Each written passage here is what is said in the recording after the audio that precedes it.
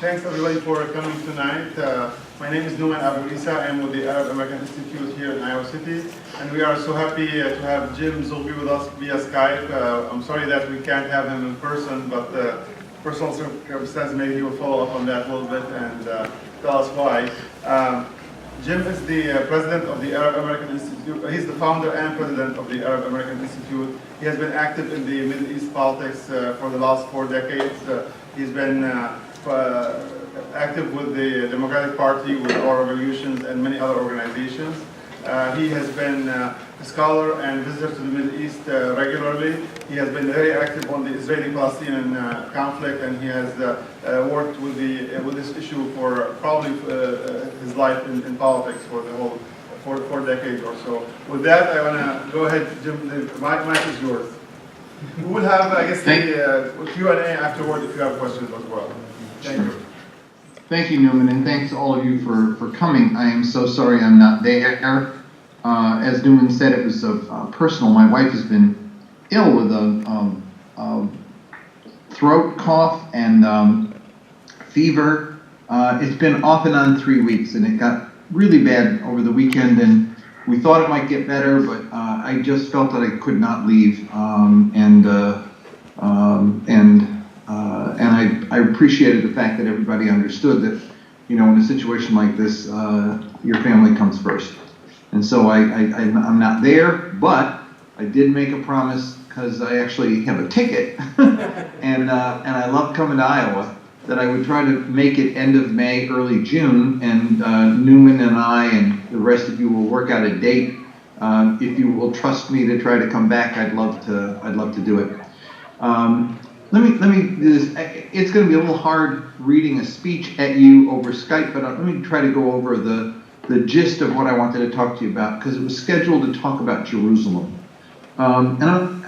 Look, Trump has decided to move the U.S. Embassy to Jerusalem, being the first nation in the world to do that.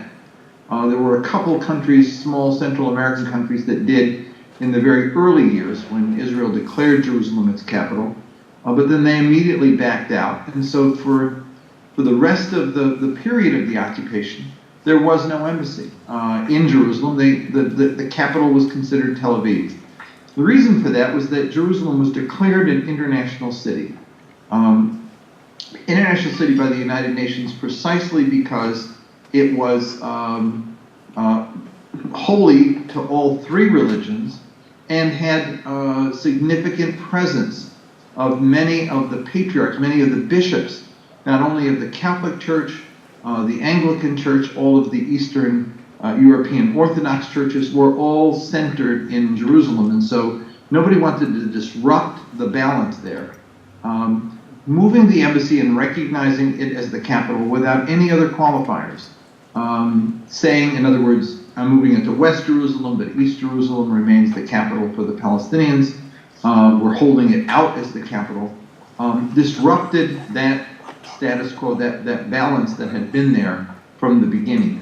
In addition, it emboldened the Israeli right, so that since the time of that decision, what has occurred is a number of decisions made by the local government in Jerusalem, a number of resolutions being put forth to the Knesset that literally deprive greater rights. The Palestinians have even greater rights in the city, and threaten to take about 120,000 Palestinians who are currently considered residents of Jerusalem and move them out beyond the borders into kind of a no man's land, where they're neither part of the Palestinian Authority nor are they part of the municipality of Jerusalem. It's a very complicated and horrible situation for them. In addition, there's been an acceleration of land seizures, an acceleration of planned new settlements, and that's actually where I want to begin the story. Because so much of the conversation about Jerusalem is the spiritual city.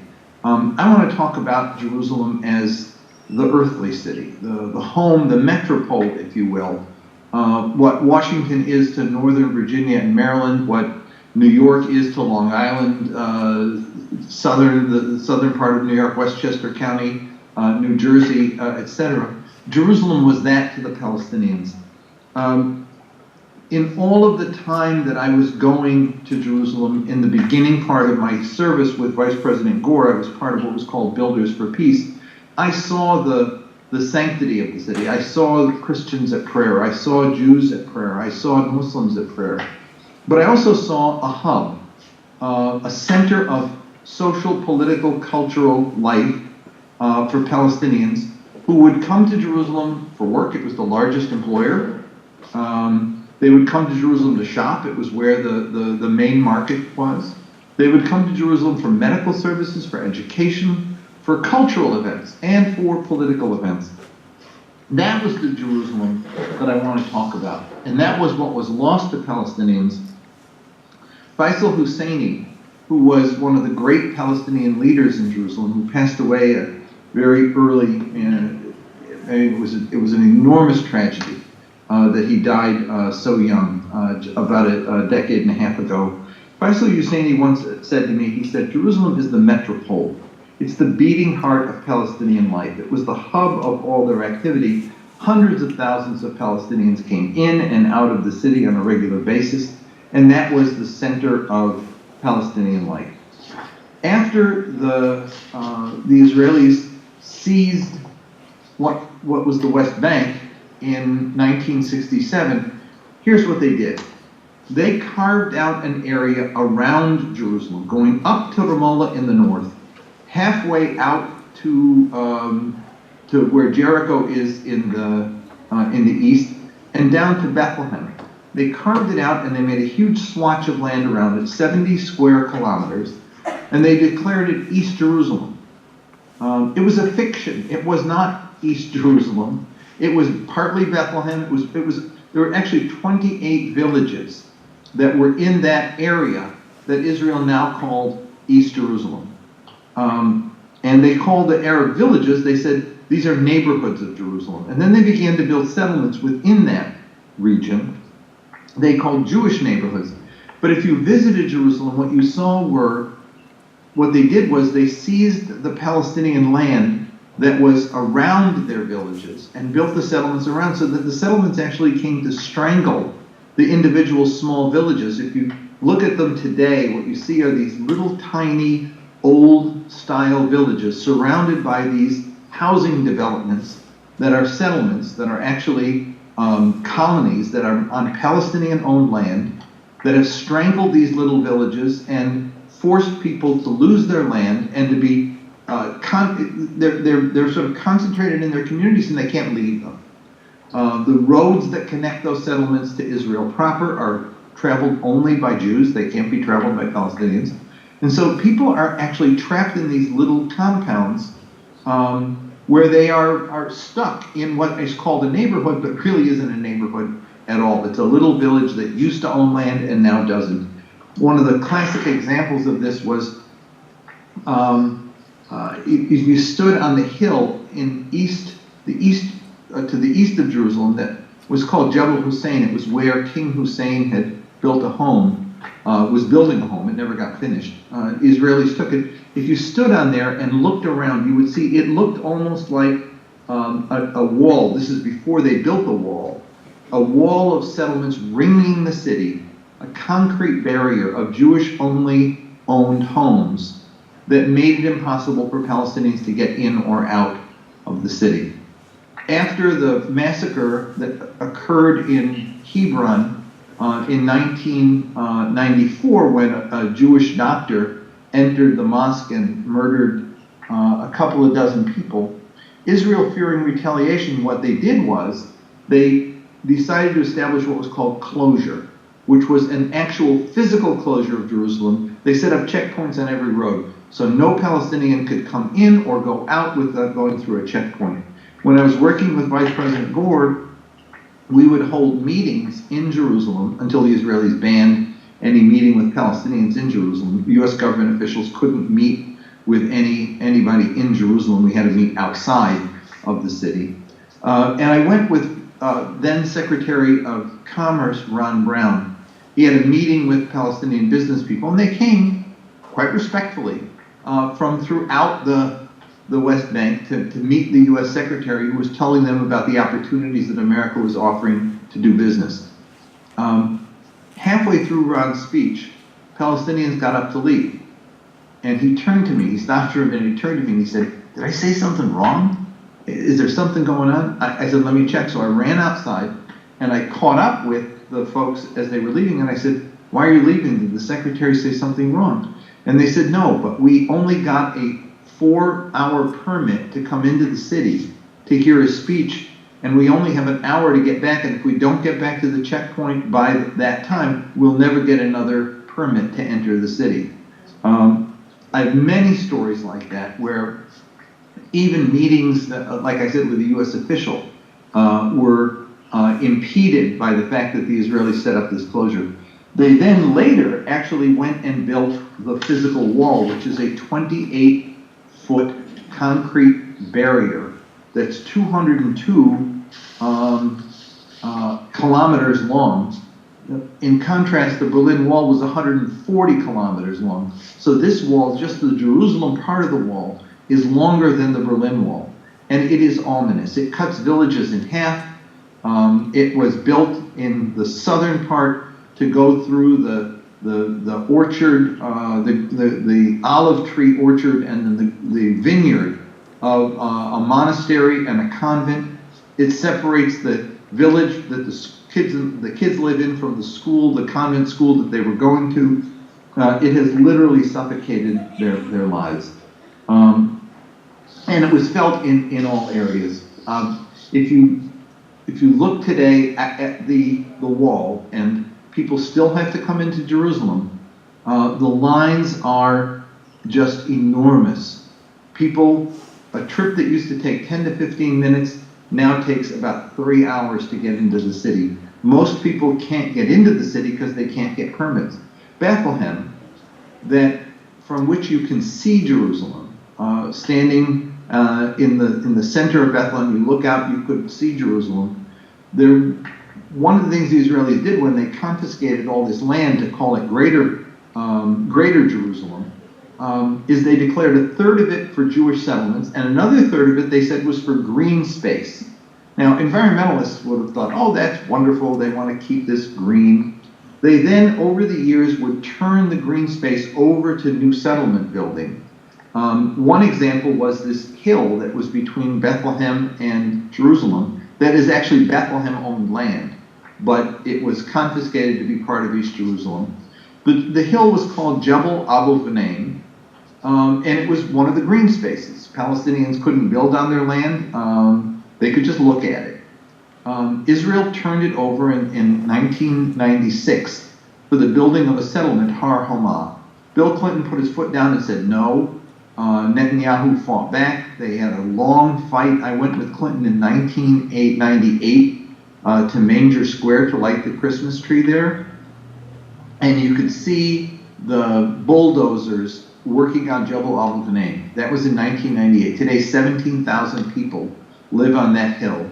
It blocks not only the access of Bethlehemites to Jerusalem, but it blocks their view of the city.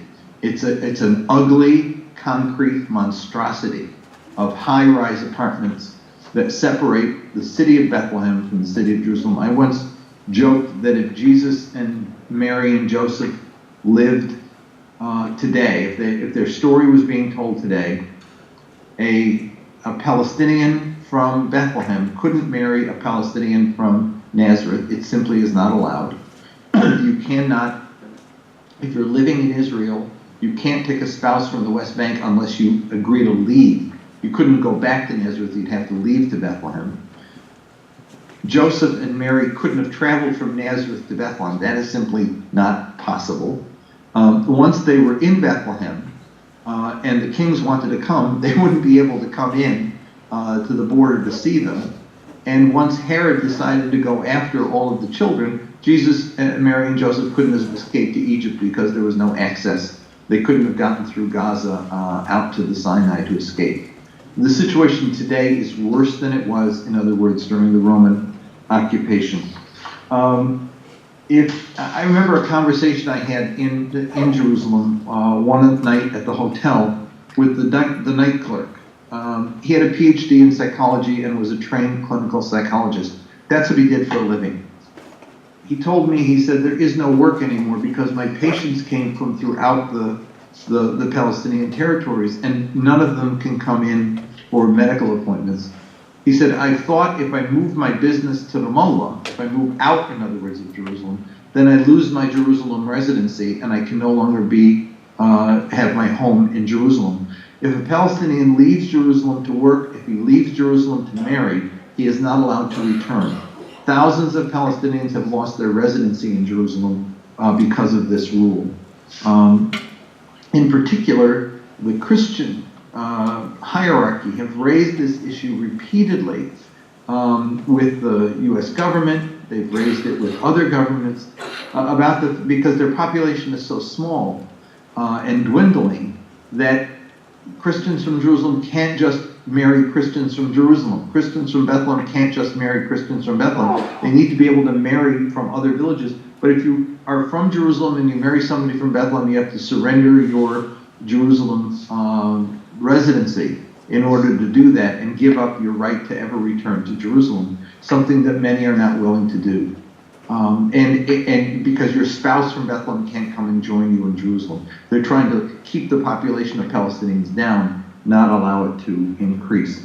So this night clerk told me that the only thing left for him to do was to stay in Jerusalem and work as a night clerk. He periodically would get a client or a patient that he could work with, but he said there really wasn't enough to sustain him, so he had to take on that kind of work. And he told me that one of the things that he's finding is unemployment is so high, poverty is so high, 80% of the Arab population of Jerusalem is below the poverty level.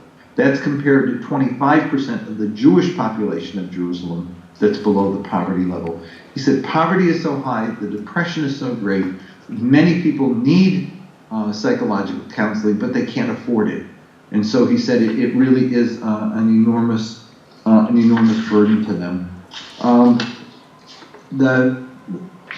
The issue of heavenly Jerusalem, in other words, is one that people focus on, but I like to focus on the city itself, the people, what it's done, the despair that it's created, the anger that it's created, and the fact that what is being erased before our very eyes is a community that has long served as a hub, but the hub is losing its capacity to function. An additional byproduct of that is that the cities that like, for example, Ramallah, which has become the de facto capital of Palestine, is so overly congested. One of the things that's not really understood in the West is how the Israelis have operated. What they did was, and this is a model that they used in Israel proper, Palestinian land ownership is collective, unlike land ownership in other parts of the world where people own individual plots. In Palestinian village life, you lived in the town, but you collectively worked the land around the town. It was owned by the larger family. So one of the things the Israelis did early on was when they seized the area, they allowed the Palestinians to stay in the village, but they took the land around the village, creating what in effect were landless peasants. They then built their settlements or their kibbutz or their other projects, whatever they were, they built them around the village, in other words, strangling it. They did that in Israel proper, and that's what the practice that they're pursuing in the West Bank. The result is that a city like Ramallah, which has grown in population, and also all of the institutions that were once in Jerusalem have now moved to Ramallah. Somebody's got to administer, somebody has to run the Palestinian Authority, the institutions of the authority. They've all been concentrated in Ramallah. But Ramallah lost its land around the city. They lost some of it to Jerusalem in the south, and they lost some of it to other settlement projects in the north. The result is that the city has become so overly congested and property values have become so high that young people can't afford to buy, can't afford to rent, and it is creating a real problem in every Palestinian community, in other words, and in particular those surrounding Jerusalem. It's a depressing story, but it's one that needs to be told and understood. I don't know what Trump is going to offer when he finally comes up with his deal of the century, but frankly, I'm not optimistic because I don't think that they have demonstrated any real understanding of the desperate need the Palestinians have to have independence and to have freedom to operate and to be free of an occupation that continues to take land, build settlements, and constrain their ability to operate in daily life. I'll end there, Newman, and take questions for the rest of the time.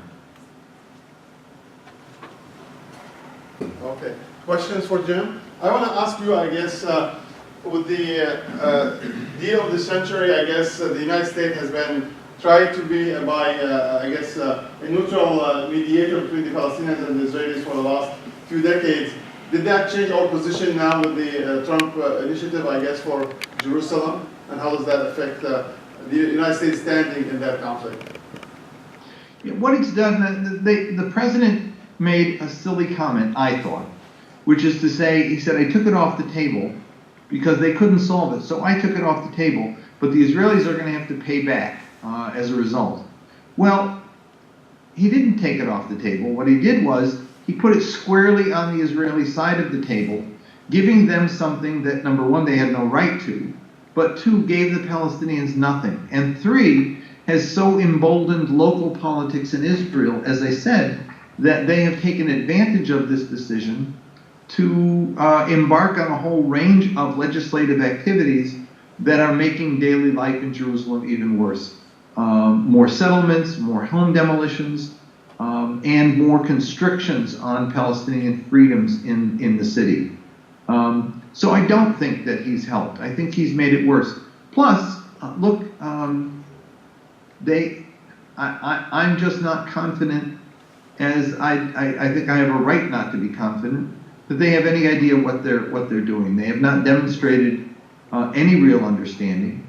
And so I frankly think that where we are is de facto at a one-state solution, which is painful to have to admit because of the difficulties that this will impose on Palestinians.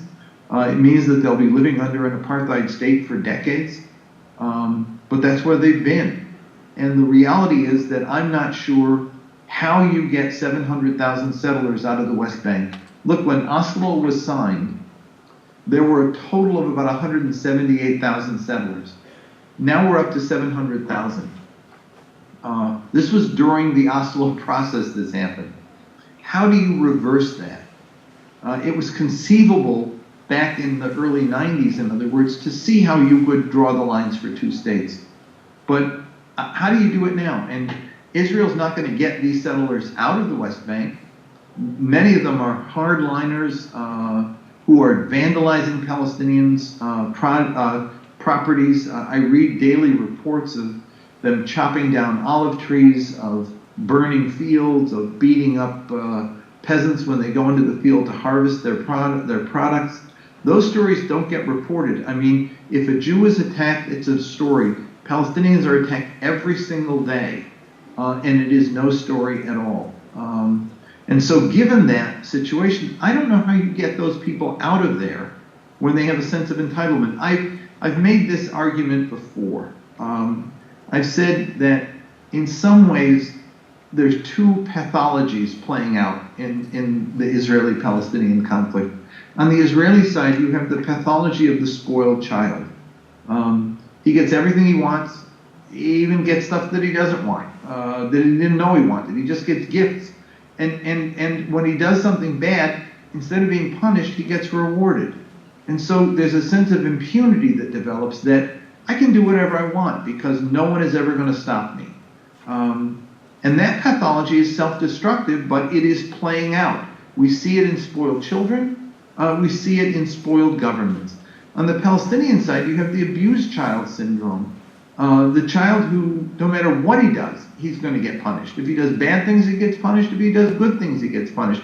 And plus, he increasingly has less and less capacity to do anything at all. He has no power. And so what he does is he also acts out badly, saying, it doesn't matter if I'm good or bad, I'm going to get punished, so why not act bad?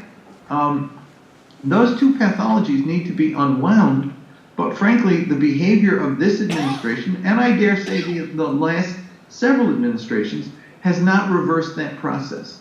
It's made the Israeli feel that they can do whatever they want, and they're going to get rewarded for it. And it's made the Palestinians feel that nobody's listening or paying attention, so why does it even matter if we try to do good things? I think that we're at in an exaggerated state of that right now, is the way Trump has been behaving. And so frankly, and Congress has been cutting aid to Palestinians. They've cut aid to UNRWA, which has served as the main refuge for Palestinian refugees, which the world has ignored now for so long. And just simply flippantly says, why don't they just resettle? As if they have no understanding of what the situation in Jordan or Lebanon are like. Lebanon, 1 out of every 3 people is a refugee right now, and no one's paying attention to that in a real sense. And so, given that, I just don't see the understanding that's necessary to make a real difference. Not only to make the deal of the century, but even to make a slight difference and make life even a little bit better. Questions? Way in the back. While you're getting the microphone back to him, I would say, look, as a partisan, I think that I supported Bernie before he said anything about the Middle East, but the one thing about Bernie Sanders that was significant was the first presidential candidate since Jesse Jackson in 1988 who spoke honestly about the suffering of Palestinians, sent me to the platform drafting committee with planks to try to change the language of the Democratic Party to support equal rights for Palestinians and Israelis. No one has ever done that before. It's a voice that needs to be heard in American politics, and that's one of the reasons I was so proud to support him. Yeah, in the back? Yeah, I have a question about what's going on currently in the Middle East, especially with what's going on with Syria and Gaza. Well, I'm going to pull the two of them apart for a minute, but let me say, if you follow me on Twitter, a little plug here at JJZ1600. You can follow some of my commentary about both, about Gaza and about Syria. That's JJZ1600. Let me start with Gaza. One of my biggest concerns about the BDS movement and about the nonviolent protest movement is that for so long we argued with Palestinians. I personally, going back to the 70s, argued with the PLO about the need to develop a nonviolent resistance approach. Arafat would say to me, no, we can't do it because the Israelis would shoot at us if we marched to the border. I say, they're already shooting at you. At least this way you'd have the moral authority, the high ground, if you didn't use violence back. Well, it's not in our culture, you'd say. Well, look, it's remarkable, the discipline of the last 2 weeks. I only hope that the discipline can continue and they can stay nonviolent. The Israelis, as is their practice, they will, to use the polite word, dissemble, which basically means they lie about what they do. First, we know where every bullet went, then they removed that tweet from their Twitter account because it became clear that they shot over 1,000 people in the first 2 weeks and murdered 31. The journalist who got all of the publicity, who was murdered, they said yesterday, well, he was a paid Hamas agent. Actually, he was operating on a grant from the U.S. government that funded his media outlet, and they vetted him I talked to State Department people who said they vetted him completely. He was not Hamas. He was an independent, very creative young man who they had a lot of respect for. But they lie. They lie often. They lie boldly. They lie repeatedly, and they do it to sort of set up a cloud of confusion so that their own supporters will say, well, it's just not true. This Ahad Tamimi, this girl, she's got red hair and freckles, and she must be a plant, an agent that they I mean, they actually said that. They said she wasn't really a Palestinian at all. That they brought her in to play the role. Much like our president, who will use a lie and his supporters will follow and believe it. I think, in other words, the situation in Gaza is brilliant, and it is disciplined and remarkable, and I hope they can sustain it, and I hope that they can be joined on the West Bank and in Jordan and in Lebanon. There should be a mass mobilization of Palestinians demanding freedom, demanding justice. It would awaken the conscience of the world and the conscience of people in the region who have, the people in the region understand. It's the leadership, I think, who have been quiescent on this, and they need to be brought back to pay attention to this issue. You're right. I mean, for years we've told Palestinians be nonviolent, and now they are being nonviolent, and they're being criticized for provoking. That's wrong. And I hope they can continue. The Syria situation is devastating and hurtful, and there are no good guys in this situation at all. My frank opinion. I am not a supporter of Bashar al-Assad or his government. I do understand. I served as two terms. I was the vice chair of the U.S. Commission on International Religious Freedom, appointed by President Obama. And we heard often from Christian leaders in Syria that Bashar al-Assad protects minorities, and they were afraid of what might occur if the opposition won. It was a complicated situation where there were fears on two sides. There wasn't just one side and the government. There were two sides and the government. And the government is a corrupt, ossified, brutal, repressive agency, but there are a lot of people living and staying in Damascus and in the areas under government control because they were afraid of the opposition, just as there were people in the opposition, people living in their areas, who were very afraid of the government and the repression of the government. From the very beginning, I wrote an article back when I remember there were 3,000 dead in Syria, and I said there is no military solution to Syria. There will never be a military victory for either side. There has to be a negotiated settlement. I said if we don't stop it now, there'll be 30,000 dead and maybe 300,000 dead. We're now maybe 450,000 dead, and we're still avoiding the reality that there has to be a negotiated solution. The U.S. dealt itself out of the game during the Obama administration, and Trump's done nothing to get himself back in. Right now, Russia is in the driver's seat, trying to mobilize Iran and Turkey to come to their peace gatherings. They've dealt out of the equation the parties on the other side who have to be factored in. I mean, you make peace with your enemy. You don't make peace with the people that you agree with. And so there's a real need, I think, for, if there was any situation that needed a United Nations, this is it. We learned in Lebanon during the Civil War, there can be no victor and no vanquished. There ultimately has to be an agreement that nobody is happy with, that everybody learns to live with. And that's still where we are in Syria. Do I think that Bashar al-Assad used chlorine gas? Number one, I don't put it past him. But number two, as brutal and awful as he is, he's also not really stupid. And why at the point that he's winning in defeating Jaish al-Islam in Duma, why at that point would he use gas? I don't know. There needs to be an investigation, and he should open the doors to an independent United Nations investigation. The U.S. should encourage it, allow it to happen.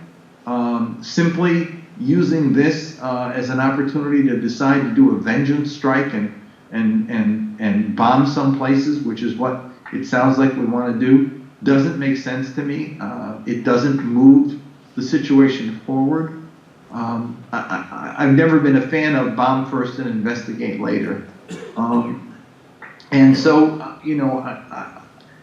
what I'm concerned with is that people are so horrified at the scenes of what they've seen, of what they've observed from what happened in Duma, that we have Democrats and Republicans both saying, let's bomb them.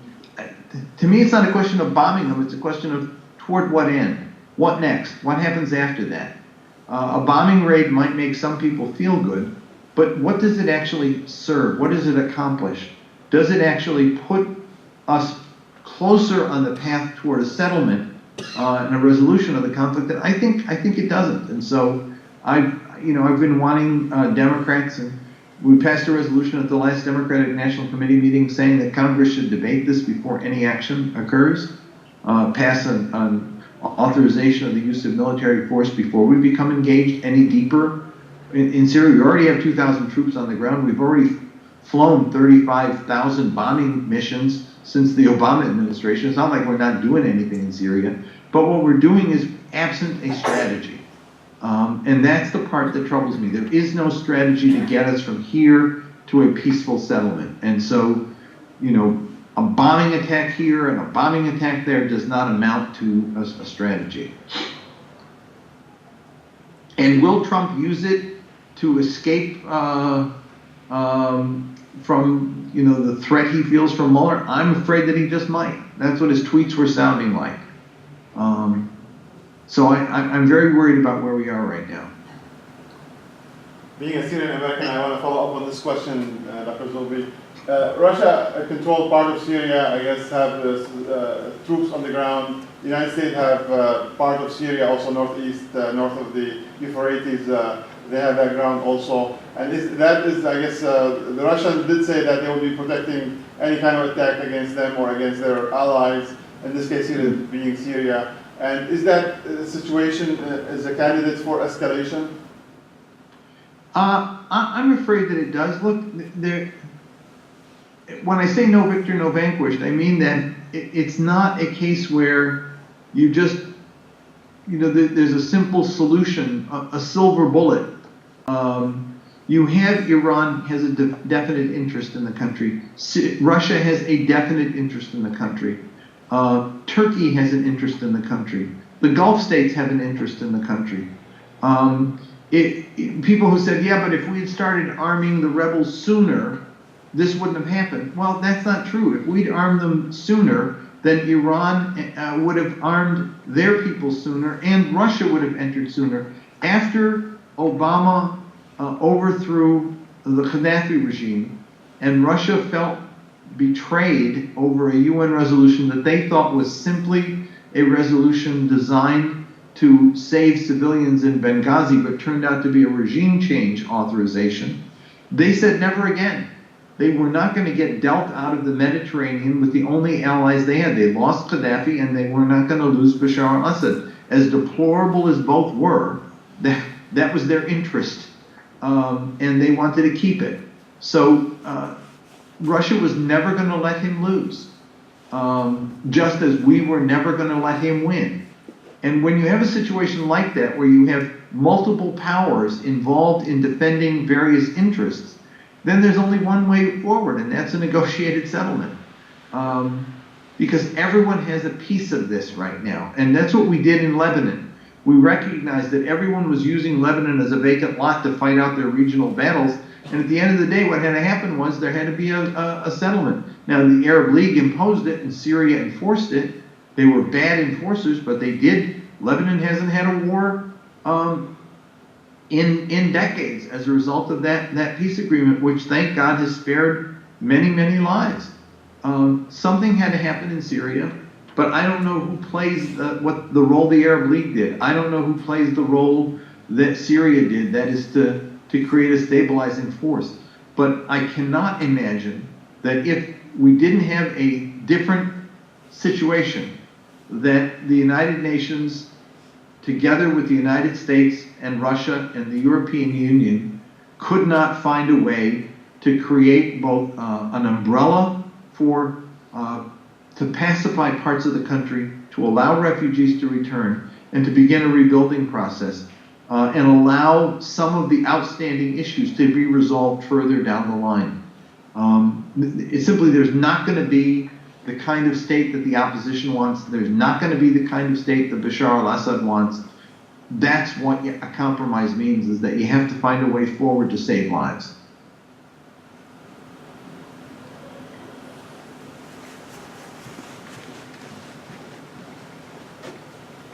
They're giving me a workout, Newman. Good. So, slightly changing subjects, how does Yemen play into this very complex formula, and what is, in your view, a possible solution for that end of the problem? As complicated as Syria is, Yemen is complicated in its own way, but it involves some of the same players. I mean, it involves the Gulf states, and it involves Iran, and it involves the United States. Russia's not involved there. After the U.S. Negotiated the Iran nuclear agreement with the P5+1, the Saudis felt that Iran had won a victory, and seeing an emboldened Iran after, let me go back to the Iraq War. One of the byproducts of the Iraq War was that George Bush will never admit, neither will the neoconservatives who supported him, was that it made Iran a regional power. It took away the one country that checked Iran, which was Iraq, and gave Iran a foothold in Iraq, which today they are the ascendant power. The Saudis were threatened by that, as were other Gulf states. The Syria war gave Iran even a stronger foothold in Syria, and Hezbollah has always given them an important role to play in Lebanon. When the government that the GCC, the Gulf states, had helped compromise, negotiate into office, the Abdul Hadi government in Yemen, when that was basically thrown out of power and the Houthis began to assert control, the Saudis got nervous. When they saw Iran get the Iran deal, and they said, sanctions are going to end and Iran's going to get more revenues and they're going to be even more emboldened in the region, the Saudis decided that they had to strike in Yemen to check Iran and what they felt was an Iranian ally. And they went to the United States and said, we want your support. And Obama made, I think, a big mistake he felt like, well, I turned my back on them with the Iran deal, and I got to give them this. And so he gave them the logistic support to do it. The Saudis, I think, have made a huge mistake at getting into Yemen. It's their Vietnam, and I have compared it to Vietnam and to Lyndon Johnson, because just as LBJ was trying to do the Great Society but was undone by Vietnam, the Saudis today are trying to do their Saudi Vision 2030, which is quite admirable. All of the reform proposals, etc., but they're being sucked dry by this war in Yemen that they can't get out of, and by a potential conflict with Iran that is going to actually destabilize their ability to move forward with their domestic reform agenda, to change their economy and to put the country on a different footing. So Saudi Arabia's got to get out of Iran, out of Yemen. It just is a no-win proposition. And if Donald Trump wanted to be helpful, he could actually be helpful to them by getting them the heck out. They don't need it. It's not a situation they're going to win. It's not a situation it's something that they can live with, not winning. They can't live with continuing to put more resources into a war that they're never gonna win. I think there are some efforts at negotiations right now under the auspices of third parties, and I truly hope that they can work, because I want to see the reform agenda in Saudi Arabia move forward, but I'm afraid that the conflict with Yemen, the conflict with Iran, the conflict with Qatar is draining resources at a time when Saudis need to focus on simply rebuilding the domestic basis of their country. Iran is a regional threat. I have no question about it. From the time of the Ayatollah Revolution, they have preyed off of unrest in the region, preyed, P-R-E-Y-E-D, in an effort to destabilize different countries. I believe that Iran is a threat.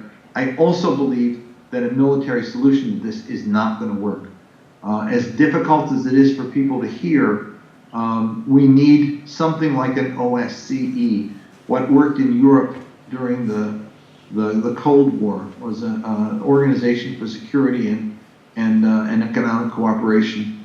And I think that can happen in the Gulf region. I think Obama should have led.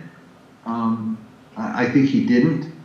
One of the interesting recommendations that came out of the Iraq study group. I don't know if you remember at probably the lowest point in the Iraq War, 2006. James Baker and Lee Hamilton headed a study group to find a way out of Iraq. They came up with recommendations that got published in a book that was on the bestsellers list for weeks, but nobody read it. It was the best-selling, least-read book in America at the time. And their recommendations were brilliant. And one of their recommendations was to create a regional compact, a regional framework for cooperation that would have brought the Gulf states and Iran, the United States, EU, etc., into a framework to work to stabilize the Gulf region. George Bush would have none of it. They had a one-off meeting in Baghdad where they invited Iran and the Gulf states. That was it. One meeting, and then that's not what the Iraq study group called for. It called for bringing everybody to the table. Somebody said, "You mean you want them all sitting at the table together?" I said, "Yeah, it's better that than having them deal under the table and picking fights with each other." And they may not want it, but frankly, that's what the region needs. They need to put an end to conflict and find ways to work together, even if they hate each other's guts, and they have a good reason to hate each other. But I don't think we're doing a service to our allies in the Gulf by fanning the flames of this this fire, putting more weapons and more encouragement to continue fighting a war that they're not going to win, that nobody's going to win, that everybody's going to end up being the loser, including the reform agenda that's been put forward. Maybe a too long answer to a short question, but that's I thought I'd throw that in. Yes, Dr. Zogby, can you hear me? I can hear you. Yes. What's your overview of the Kurds? Turkey doesn't want them, having any power base or land base. Syria, Iran, Iraq, none of them want that. They seem like they're being used as a cat's paw by the United States administration. And what do you think? Where do you think they fit and play in the long-term stability or, peace in the region, if there ever is any? There was a time in American history in the 1920s when there was a demand on the part of some for an independent black state in the South. The Black Belt, as it was called, was literally a peanut-shaped sort of oval that started the Atlantic and went as far as Arkansas. And in that belt, about 80% of African Americans lived, and in that belt, it was about 90-something% African American. And there were some who said this should be an independent state. That should be the demand. They went to the United Nations. Went to the League of Nations with it. They had all these proposals drawn up for an independent black state in the South. What happened in World War II, Johnny went off to war, and African Americans moved out of the South up into the North and went into the factories, and some then went into the military, and you moved from the independent black state to a move toward racial integration, and that led after the war to the civil rights movement because there was this integrating of blacks into the economy, and they demanded fuller freedom and fuller rights. The Kurdish situation is something like that. You have a region that is still predominantly Kurdish in northern Iraq, northwestern Iran, northeastern Syria, and southeastern Turkey. There are options for each of those countries. One option is you integrate and full citizenship rights to everybody in the country. If you don't do that, then there's going to be a demand for independence and separation. You find, interestingly enough, in the polling that we do, while Kurds in some Kurdish parties in Iraq still argue for an independent Kurdistan, you increasingly get in polling we do, Kurds will say they want an integrated country. They want a government to be responsive to all the people in the country, and they don't want a separate Kurdish area. You don't hear that in Turkey because they don't feel any opportunity to ever participate as equals. You don't hear that in Syria. I've never polled in Iran, so I don't know about that. So the options are as follows. Look, from the beginning, I felt that the two groups that got screwed the most with the Sykes-Picot division of the region were the Palestinians and the Kurds. The Palestinians had their land promised to another people, and the Kurds were cut up into 4 countries. They should have had self-determination. I still believe they have a right to self-determination, but as I was saying in the example of the black belt in the south, the push for self-determination can be transcended by full integration. If Palestinians get equal rights in Palestine, equal rights with Jews, and there's a one-state solution, there's no need for an independent Palestinian state if they have equal rights. But if they don't have equal rights, then you have to give them a separate entity with full freedom and full sovereignty. It can't be a Bantustan. Same for the Kurds. I think that there will not be a Kurdish solution in one country. So many of the wars between Iran and Iraq happened when either the Shah gave increased rights to the Kurds, and then the Iraqi Kurds got nervous and a war broke out between the two countries, or the Kurdish Iraqis got more rights and the Iranian Kurds got jealous and whatever. This Kurdish issue should be the result. There should be a great power summit to undo the damage that was done 100 years ago.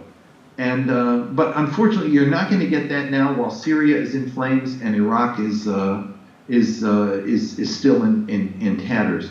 But at some point, the countries in the region have to decide: either we give the Kurds full freedom and equality of citizenship with no ethnic barriers at all, or we have to have a different solution to the Kurds and give them their independence. And it has to be a region-wide independence, because it won't happen with Kurds getting full autonomy or full sovereignty in one country without the others then reacting negatively to it.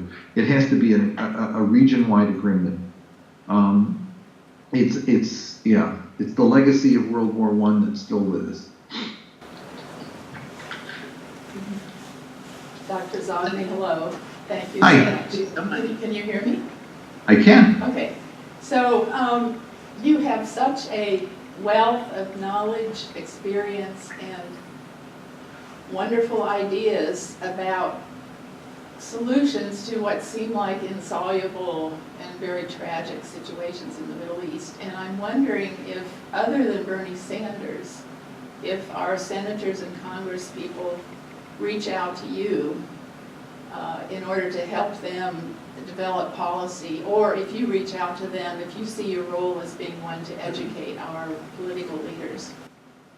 You know, in Washington, there are 3 kinds of ignorance. There are people who are just ignorant. Then there are people who are willed ignorant. Let me just deal with those 2 for a minute. the willed ignorant are the difficult ones because they actually know better. But it's kind of like, if I know so, if I think too much about this issue, I'm going to get myself in trouble. So let me just not deal with it. So basically, it's easier for them not to want to know how to solve a problem because they lack the moral and political courage to actually take a position like the one you would advocate. So why do I even want to know about it if I'm not going to be able to do anything? That's their attitude. And then there are the ignorant ones who don't know, and no amount of talking is going to help them. You'd be surprised how many members of Congress really just aren't real smart. If you listen to the Facebook hearings today, you got a gist of it. I mean, the ones who sounded smart were reading off a script that their staff had written for them. Most of them didn't have any clue what Facebook was, how it operated, or even the difference between it and Snapchat. I mean, there was just no sense of it at all. That's what they're like on that. On the Middle East, it's even worse. All of a sudden, you get these guys, they get on the Foreign Affairs Committee, and they're talking about Sunnis and Shiites and madrasas. And I used to argue that in Washington, if you knew 5 words in Arabic and could put 2 in a sentence, they'd call you an expert. So they have these congressmen or senators on who start talking about everything from Afghanistan to Syria with no understanding at all. But it's just enough for them to get a soundbite, and that's about all they need to get, is a soundbite on the evening news, and then they're just happy with it. And the networks play into that. Look, I remember early on, we crossed the threshold in the 90s when I was on all the time. All the networks called, and all the networks want to hear. And then something happened in the early part of the last decade that the networks flipped from experts to their own people. Every once in a while I'd get called to do a show and they'd have me on with one of their commentators. And I'd say, well, why am I talking with that person who knows nothing about the Middle East at all? And they'd say, well, that's I'd be on a show with Bill Bennett, for example, who, while I found him deplorable on education issues, he was not somebody I was going to debate Iraq with. He didn't know the first thing about Iraq. I love Donna Brazil, but why is Donna Brazil talking about the war in Syria? Why, but these were their paid consultants, and these were the people they were talking heads. So they'd say to me, well, you're a good talker from the left. We need a good talker from the right. And I'd say, this issue is too damn important to just look for a talker on the left and a talker on the right. Shouldn't you be getting people who know something about the region and can talk about it? Well, they stopped calling. And right now, the only ones who call are Chris Matthews, who's a neighbor and respects me, and Aaron Burnett, who is a good person and periodically will have me on. But most of the shows don't want to talk about it. And when they do, they've got their own in-house consultants, most of whom are not Middle East experts. And most of the politicians don't really want to know. They just don't want to know because it's too... If they do know, they might have to do something, and that's something that they want to avoid. So the answer is no. I used to have the ear of President Obama in the first term, but by the second term, he actually had given up on it. And I find it a little bit depressing, but as long as there's a Bernie out there who is, I think, challenging the establishment on so many levels, there's hope that there's a new generation of political leaders coming forward. A great group in Congress, about 24, many of them young members, headed by a couple of older members, not old, but Betty McCollum has a wonderful bill that is out there on Palestinian children. She's got, I think, 27 sponsors for it, and it's still growing. I think that there's a chance that some change is coming, but it's a long haul. And I frankly think that, look, when I started this work 4 decades ago, I had no idea that it would take this long and that it would get this ugly. But I think sometimes we just don't have a choice but to continue to fight to make it better and to win new allies as we do. I mean, like I said, there's this group of 27 in the House who are just wonderful. And I think their numbers are going to grow after November because there's a lot of new, really good people who are out there running. I think some of them are going to win. And I just have confidence in the future. But no,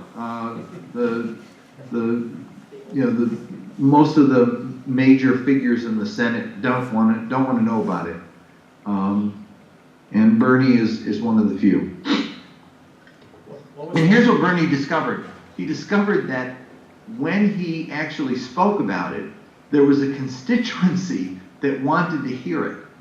And so he actually was emboldened after the first few times he talked about it by the fact that it was good politics in addition to being good policy. And some of the fastest growing groups in the country right now on the Jewish side are Jewish progressive groups that are doing great work. And I think, Newman, you got the book there with you? I do have the book for Jim, for the Palestinians, the Invisible Victims, and it's $10 by donation in this location here. And that was the first printing of it. And the second printing is going to be done cooperatively with Mondo Weiss, a remarkable website of progressive Jews. And it's going to be sponsored as well by Jewish Voice for Peace and a couple of other groups in the Jewish community. So there is a progressive coalition building on this that I think is really quite promising and substantial. So listen, I'm going to have to go because my throat is also getting a bit rough here. I really thank you all very much and for coming and for allowing me to Skype into the event. And I do want to come back and be with you either end of May or early June. You let me know when it works. Thank you so much, Jim. Thank you all very much.